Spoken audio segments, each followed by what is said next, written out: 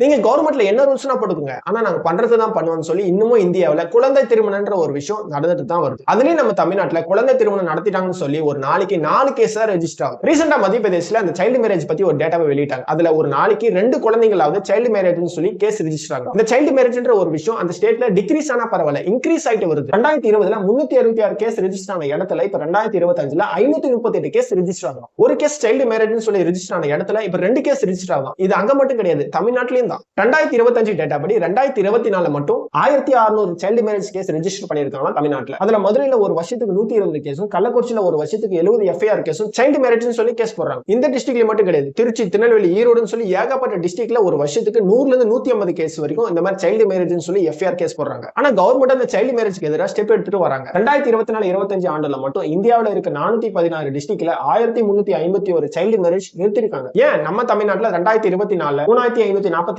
Complaint வந்திருக்கு. அதுல 1904 marriage stop பண்ணிருக்காங்க. சோ கவர்மெண்ட் அவங்க கடமையை செஞ்சுட்டு தான் வராங்க. வீடியோ பாக்குற நீங்க உங்களுடைய பங்குக்கு என்ன பண்றீங்கன்னா கமெண்ட்ல போயிட்டு ஸ்டாப் சைல்டு மேரேஜ்னு சொல்லி ஒரு தம்ஸ் அப் போட்டு என்னைய ஃபாலோ பண்ணிக்கங்க.